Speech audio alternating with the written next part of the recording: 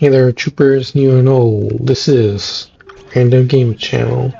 I have 7 reasons why I think you should play Starship Troopers Extermination. Now, I'm going to let you know that I haven't been paid for this. No one's sponsoring this. The only person that's doing it is me, a fan of the game. So I'll try to keep this short. First one. If you already are a fan of the Starship Troopers universe, then yo, you gotta get this game. This is like the next hottest thing in this franchise. And there's plans for the developers to have this at least, running and playing and everything for at least 5 years. That's a heck of a promise, and I think it's gonna happen. But if you happen to just be new to the franchise, and you're kind of on the fence, then I'd say keep on listening, because I got 6 more reasons to tell you why this is a good game. Number 2, do you like co-op games? I do. Maybe you do. But this is the one you want to get. This is a cooperative, player versus environment game. There's no PvP stuff, at least as of right now. And the big thing about this game is that everyone needs to work together in order to win. So if you have a really big dedicated play group, this is going to be the game that you want to get. It'll support up to 16 players in a single match. You're probably wondering, what if I just by myself? I don't want to play the randoms. Well, I don't think you're going to have any issues with that, because in general, in this game, the community always works together. So when the going gets, rough and crazy, I've noticed that people always band together and pull through in the end. Number 3, persistent bug corpses. So have you ever played a game where you kill an NPC and the body just disappears after a while? Not in this game. So when you kill a bug, the corpse is going to stay there until you get rid of it. So I think this is pretty cool because it dynamically changes the way that you react to the bugs, and same can be said of the bugs themselves. It's going to block line of sight. It's going to deny areas of the map if you let the bug corpses pile up. And I just feel like this is a very nice kind of gameplay mechanic that kind of scales up the difficulty of the game. So that's something new and unique I've never seen before. Number 4, each class feels robust and unique.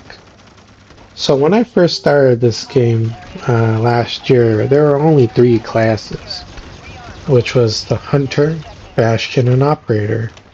So what the Hunter used to do was that it was a combination of a Scout and a Ranger. Well, Scout, Ranger, and Sniper. Combination of 3 things. Bastion was just like a big old tank. And the last one, Operator, that one used to be a combination of engineer stuff, medic stuff, and like a demolitions expert kind of thing. And then over time, the development team kind of evolved everything. So now we got the Guardian, which is still a tank, but it has more ways to support the other troopers. So if you've ever played a role-playing game before, or like a MMORPG, you can consider the tank or this Guardian as like the tank that can do tank and spank. So it draws aggro. It has a few ways to do that. Next, you got the Engineer. You're going to be able to build stuff faster and better than all the other troopers, and you can do it kind of anywhere you want. Next one is the sniper. Your job as a sniper is to just go out and eliminate the most dangerous bugs on the battlefield. Next one is the ranger. Now this thing can do quite a few things. So it can debuff the bugs, make them more susceptible to damage. It can go and hunt the biggest and dangerous bugs like the sniper can. And if you want to stick with the team, you can just set out a bunch of items around where your team is, and they'll scan bugs, make them more susceptible to fire. So this class I feel is like a jack of all tricks. Last one, my favorite, is the medic. So medic is going to do medic stuff. Heal and revive troopers. Now, for each of these classes, if you don't know already, or if you already know, stick around for a little bit, right? So for each of these classes, they have their own unique role that they, play in the field. And you might think like, oh, this means I'm like kind of limited in scope of what I should be doing. Don't worry about that. That's like half the game. It's like the other half of the game is like you're just gonna go run and gun, shoot some bugs.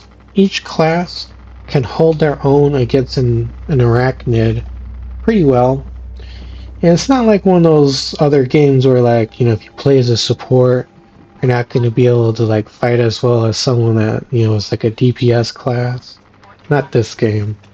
Every class has been designed for the ground up to be able to fight on their own. So I think this kind of sets it apart from like all the different like games, out there in the world. Number 5, the development team actually listens to the community. So, the development team actually really does care about what the community thinks. And they'll hold like these Q&A sessions where like they take all the questions they see in their official Discord, which I'll link in the description. And they just talk. They talk with the community. They answer questions from the list that they get. And sometimes they even, pick up questions that people are asking in the chat when they do these Q&A streams.